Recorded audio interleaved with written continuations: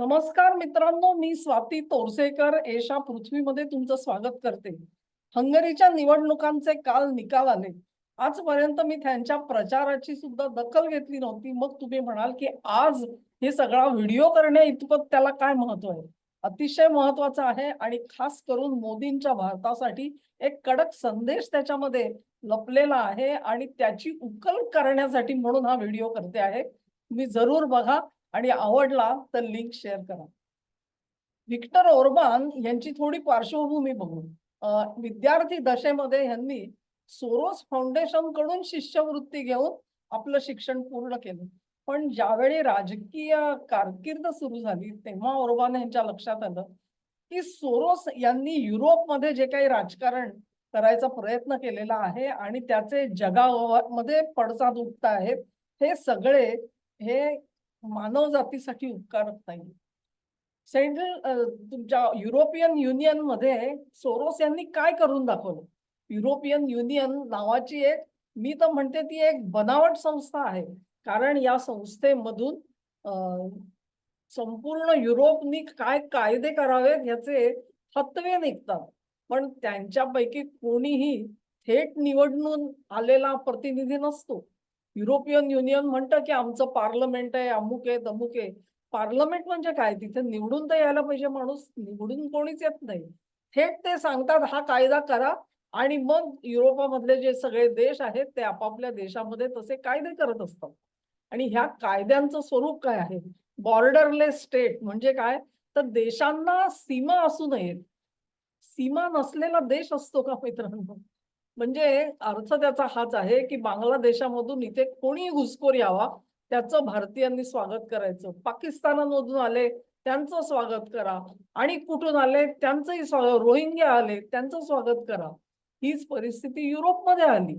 Borderless state ही कल्पना स्वीकारल्यानंतर मध्य पूर्वेमधले आणि अन्य इस्लामी आफ्रिकन देश जे आहेत त्यांच्यामधून निर्वासितांचे लोंढेच्या लोंढे युरोपकडे वळायला लागले आणि या सगळ्या लोंढ्यांचं हात पसरून स्वागत करण्यात आलं.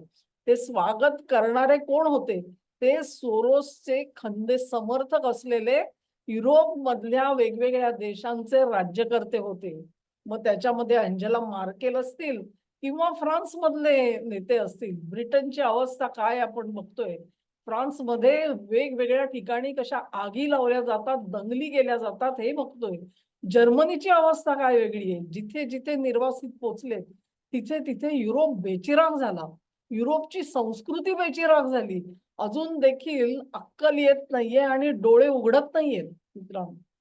ही सोरोसची बॅकग्राऊंड आहे. आणि हा सोरोस हा ह्याच्या पैशावरती त्यांनी थैल्या मोकळ्या सोडल्यानंतर ते पैसे खाऊन आमची भारतीय माध्यम सुद्धा फुगलेली आहेत, टम्म फुगलेली आहेत आणि ती प्रचार करतायत. आज विक्टर ऑर्बान यांचा पराभव झालेला आहे निवडणुकीत आणि सोरोस जिंकलेला आहे. हंगेरीमध्ये सोरोस जिंकलेला आहे आणि त्याच्यामुळे आमची भारतीय माध्यम जी आहेत ती टम्म फुगलेली आहेत.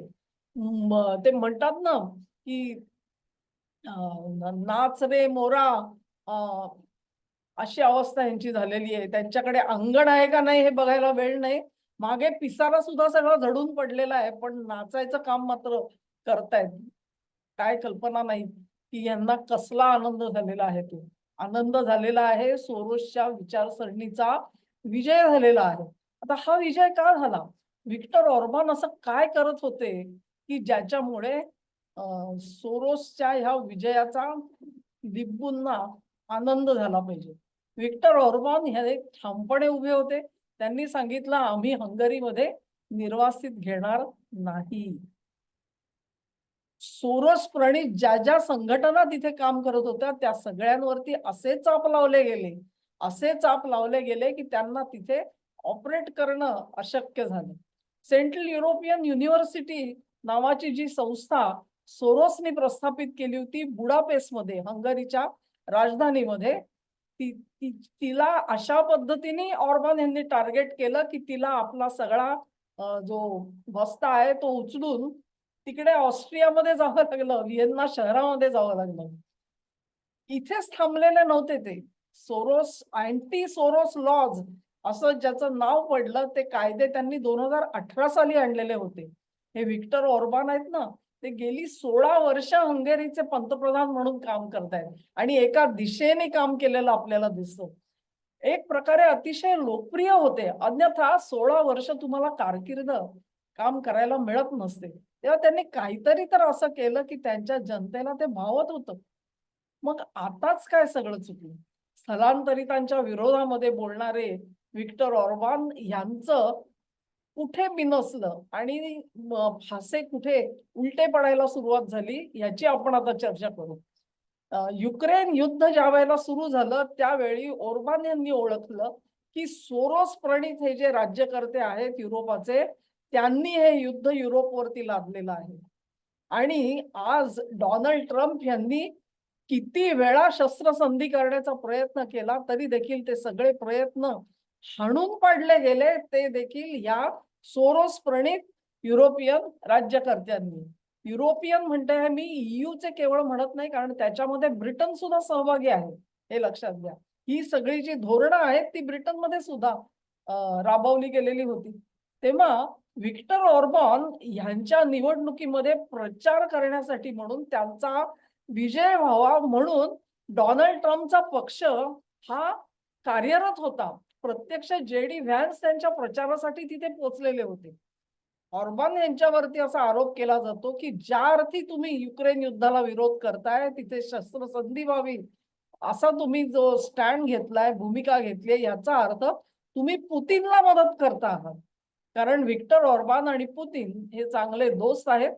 अनेक वेळेला ऑर्बान हे पुतीनच्या सोबत राहिलेले आहेत आणि पुतीनच्या धोरणाला त्यांनी पाठिंबा दिलेला आहे, जाहीर पाठिंबा दिलेला आहे. तेव्हा युरोपियन युनियनचा विरोध, पुतीन यांची मैत्री आणि युक्रेनमध्ये शांतता प्रस्थापित व्हावी म्हणून भूमिका, ह्यासाठी अमेरिका ही मदत करत होती. म्हणून हे थोडंसं राजकारण गुंतागुंतीचं आहे. कारण अ बरोबर ब आणि ब बरोबर क म्हणून अ बरोबर क असं तुम्हाला थेट समीकरण मांडणं इथे थोडंसं कठीण जाणार आहे. विक्टर ऑर्बान यांचा जो पराभव झालेला आहे त्याची मीमांसा ह्याच्यामध्ये दडलेली आहे. विक्टर ऑर्बान यांचा जो त्यांनी जी पावलं उचलली त्या पावलांच्या सोबत लोक होते हे त्यांनी दाखवून दिलं. त्यांना 16 वर्ष कारकीर्द करायला मिळाली. तेव्हा अँटी सोरोस जी धोरणं ओर्बान यांची होती त्या सगळ्याला लोकांनी मनापासून दाद दिलेली होती. ही गोष्ट कोणालाही लपवता येणार नाही. मग ओर्बान हे लोकप्रिय का झाले नाही? तर एक आंतरिक अशी एक भीती आहे, खास करून पूर्व युरोपाच्या देशांमध्ये. आणि ही भीती काय आहे मित्रांनो, की कुठे ना कुठेतरी रशिया पुन्हा एकदा आम्हाला ओढून घेणार आहे, आमच्यावर अधिराज्य करणार आहे. ही जी पोटातली भीती आहे, ती भीती जशी पोलंडच्या पोटात आहे, रोमानियाच्या पोटात आहे, तशीच ती हंगरीच्या पोटात आहे. तशीच ती झेक आणि स्लोवाकियामध्ये दिसेल तुम्हाला. कारण हे सगळे पूर्वीच्या काळी USSR म्हणजे सोव्हिएट रशियाचा जो संघ होता, त्याच्यामध्ये जबरदस्तीने सामील करण्यात आलेले देश होते. या सगळ्यांना रशियाची जुलमी राजवट आणि तिच्या आठवणी ह्या स्मरणातून गेलेल्या नाहीये. आज ज्या वेळेला अलास्का भेटीसाठी पुतीन गेले आणि त्यांचे परराष्ट्र मंत्री लव्हरोव हे त्या जुन्या सोव्हिएट संघाच्या राजवटीची आठवण करून देणारा एक टी-शर्ट घालून तिकडे गेलेले होते, तेव्हा या सगळ्या स्मृतींना उजाळा मिळतो, की पुन्हा एकदा आम्ही पायदळी तुडवले जाणार आणि रशिया आमच्यावर राज्य करणार. ही जी साधार भीती आहे, ती भीती विक्टर ऑर्बान लोकांच्या मनातून काढू शकले नाहीत, ही वस्तुस्थिती आहे. आणि या भीतीने त्यांना हरवलेलं आहे, हे सुद्धा विसरू नका. एक प्रकारे तुम्ही सोरोसना जरूर विरोध करा, त्याच्या सगळ्या धोरणांना विरोध करा. अगदी युक्रेनमध्ये युद्धबंदी व्हावी, शांतता प्रस्थापित व्हावी, ही भूमिका सुद्धा घ्या. परंतु त्याचा अर्थ असा नाही की रशियाचं जे वर्चस्व आहे ते हंगरी स्वीकारणार आहे. आणि ही बाब जी आहे ती अधोरेखित करण्यामध्ये विक्टर ऑर्बान हे सपशेल अयशस्वी ठरले. तेव्हा लोकांनी विचार केला असेल की बाबा ती जुलमी राजवट नको रशियाची, त्याच्यापेक्षा सोरोस परवडला. कारण सोरोस कुठल्या पद्धतीची जुलमी राजवट आणणार आहे ह्याची अजून गंधवार्ता नाहीये हंगरीच्या लोकांना. रशियापेक्षा सुद्धा जुलमी राजवट सोरोसचे लोक आणू शकतात. ही जी बदलत्या काळाची परिस्थिती जी काही एक निकट झालेली आहे निर्माण, ती ऑर्बान आपल्या जनतेला समजावून सांगू शकले नाहीयेत. मी त्यांच्या विरोधात का आहे आणि त्यांच्यापेक्षा पुतीन दगडापेक्षा वीट मऊ म्हणतात, अशी परिस्थिती होती. पण हे समजून सांगण्यात ऑर्बान अपयशी ठरले आणि त्याच्यामुळे हंगरीमध्ये त्यांचा दारुण पराभव झालेला दिसतो. त्यांच्याच पक्षातून बाहेर पडलेले ही जी रशियाची साधारण भीती मनामध्ये असलेले जे लोक होते ते त्यांच्यापासून दुरावले. त्यांच्याच सहकाऱ्यांनी नव्याने स्थापन केलेल्या पक्षाला आज जवळ-जवळ 2/3 बहुमत मिळाल्यासारखी परिस्थिती आहे. 60% वर तर निश्चित मिळालेली आहेत सीट्स. तेव्हा ही लाट काय आहे ती समजून घ्या. ही लाट ही अ, पूर्व काळामधला जो सोव्हिएट संघ आणि त्याच्याबद्दलची पोटात असलेली भीती, त्याच्या स्मृतींचा उजाळा ह्याचा हा परिणाम आहे. आज आमचे सोरोसच्या थैल्यांवरती टम्म फुगलेले मीडियातले लोक आज आम्हाला ज्ञान देत आहेत, उपदेश करतायत, की बघा म्हणजे त्यांना सोरोस प्रणीत जो कोणी त्यांचा प्रतिस्पर्धी आहे तो सोरोस प्रणीत आहे की नाही मला कल्पना नाहीये. मी त्याच्याबद्दल फारसं वाचलेलं नाहीये. पण व्हिक्टर ऑर्बान सोरोसच्या विरोधात उभे राहिले आणि त्यांचा पराभव झाला म्हणून सोरोसवाले आनंदलेले आहेत. आणि ह्याचाच अर्थ असा की आता ऑर्बान यांनी जी धोरणं आखली ते कधीही रशियावरती त्यांनी सँक्शन्स लागू दिली नाहीत. युरोपियन युनियनचे आदेश त्यांनी झुगारून दिलेले होते. अनेक ठिकाणी युरोपियन युनियन जिथे चुका करत होती तिथे ऑर्बान यांनी आपला व्हेटो वापरला, नकाधिकार वापरलेला आपल्याला दिसतो. पण अशा ऑर्बानचा जो पराभव झालेला आहे तो म्हणजे सोरोसची जीत नाहीये. तर सोव्हिएट रशियाच्या काळामधल्या ज्या अत्यंत कटू स्मृती त्या जनतेच्या मनामध्ये अत्यंत ताज्या आहेत आज सुद्धा, त्यांना दिला गेलेला उजाळा हे त्याची गुरुकिल्ली आहे. आणि म्हणून ट्रम्प यांनी प्रयत्न केले, जेडी व्हॅन्स यांनी प्रचारासाठी ते गेले, तरी देखील ऑर्बान हे हरले. मला वाटतं निवडणुकीमध्ये संपूर्ण मतं मोजणी व्हायच्या अगोदरच ऑर्बान यांनी आपला पराभव मान्य केला आणि आपण आपलं काम सुरू ठेवू म्हणून त्यांनी घोषणा केलेली आहे. ही एक लोकशाहीच्या दृष्टिकोनातून ज्याला मी म्हणेन की अत्यंत हेल्दी असं पाऊल आहे. चांगली लोकशाही सुदृढ व्हायची असेल तर अशा पद्धतीने विरोधी पक्षांनी वागण्याची गरज असते. पराभव मान्य करणं आणि आपलं काम चालू ठेवण्याची ग्वाही देणं.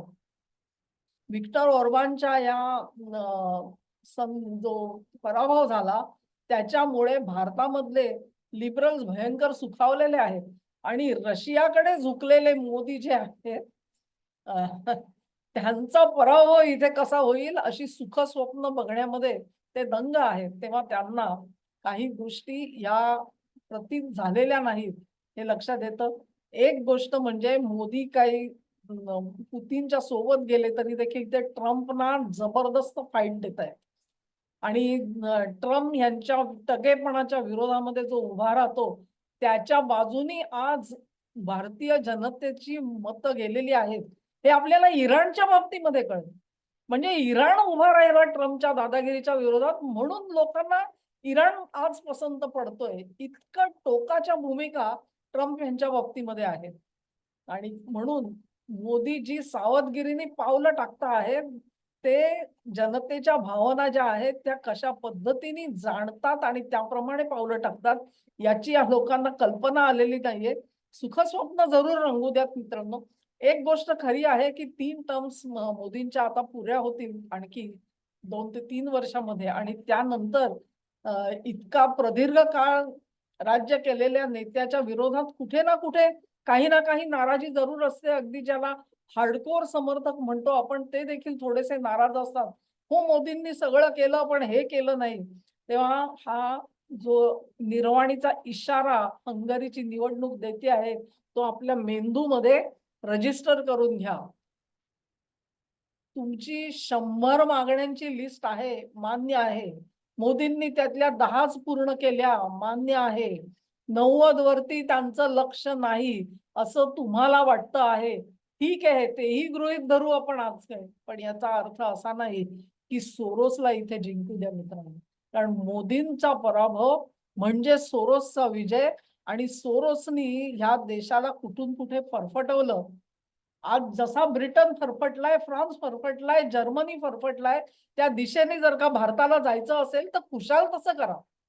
खुशाल तसं करा. हे लिबरल जे मीडिया जे उठ-सूट छोट्या-मोठ्या गोष्टींवरून मोदींवरती टीका करताना दिसतात, त्यांच्या सोबत जायचं असेल तर गोष्ट वेगळी आहे.